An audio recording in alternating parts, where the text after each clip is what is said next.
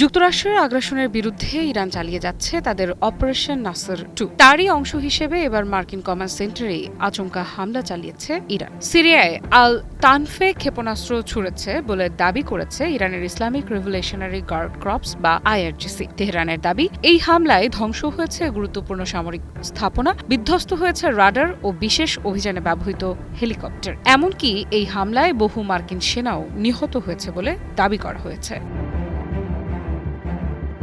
আইআরজিসির প্রকাশিত বিবৃতি অনুযায়ী অপারেশন নাসর 2 এর একাদশ ধাপে এই হামলা চালানো হয়েছে। ইরানের ভাষ্য, এটি ছিল সম্পূর্ণ আকস্মিক এবং অত্যন্ত পরিকল্পিত একটি ক্ষেপণাস্ত্র হামলা। লক্ষ্য ছিল সিরিয়ার আল তানফ অঞ্চলে অবস্থিত মার্কিন বিশেষ অভিযান বাহিনীর কমান্ড সেন্টার।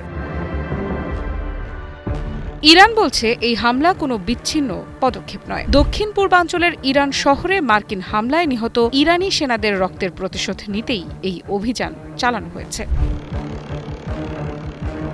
সবচেয়ে বড় দাবি এসেছে হামলার ফলাফল নিয়ে। আইআরজিসির ভাষ্যমতে ক্ষেপণাস্ত্রের আঘাতে ধ্বংস হয়েছে একটি রাডার ব্যবস্থা এবং বিশেষ অভিযানে ব্যবহৃত একাধিক হেলিকপ্টার। একই সঙ্গে বহু মার্কিন সেনা নিহত হয়েছে বলেও দাবি করেছে তারা, যদিও এই দাবির পক্ষে এখনো পর্যন্ত স্বাধীনভাবে যাচাইযোগ্য কোনো প্রমাণ প্রকাশিত হয়নি। অন্যদিকে যুক্তরাষ্ট্রও এই বিষয়ে আনুষ্ঠানিকভাবে কোনো মন্তব্য করেনি।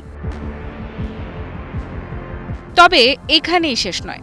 হামলার পর আরও কঠোর বার্তা দিয়েছে আইআরজিসি। তাদের ঘোষণা, হরমুজ প্রণালীর পূর্ণ নিয়ন্ত্রণ এখনও ইরানের যোদ্ধাদের হাতেই রয়েছে। যতদিন পর্যন্ত যুক্তরাষ্ট্রের হামলা অব্যাহত থাকবে, ততদিন এই কৌশলগত জলপথ দিয়ে এক ফোঁটা তেল বা গ্যাসও রপ্তানি হতে দেওয়া হবে না।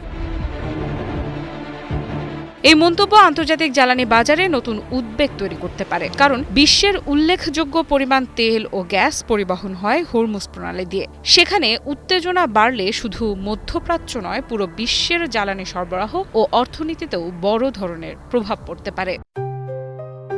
JBS holdings limited. বিশ্লেষকদের মতে, যদি ইরানের এই দাবি সত্য প্রমাণিত হয় এবং যুক্তরাষ্ট্র পাল্টা প্রতিক্রিয়া জানায়, তাহলে সংঘাত নতুন এক বিপজ্জনক মোড় নিতে পারে। কারণ আল তানফ ঘাঁটি দীর্ঘদিন ধরেই যুক্তরাষ্ট্রের অন্যতম গুরুত্বপূর্ণ সামরিক অবস্থান হিসেবে বিবেচিত। প্রশ্ন হচ্ছে, যুক্তরাষ্ট্র কি এই হামলার অভিযোগ স্বীকার করবে নাকি পুরো দাবিকেই প্রত্যাখ্যান করবে? আর যদি পাল্টা সামরিক পদক্ষেপ নেওয়া হয়, তাহলে কি মধ্যপ্রাচ্য আরও বড় যুদ্ধের দিকে এগিয়ে যাবে? আফ্রিদা ইফরা, নিউজ 24।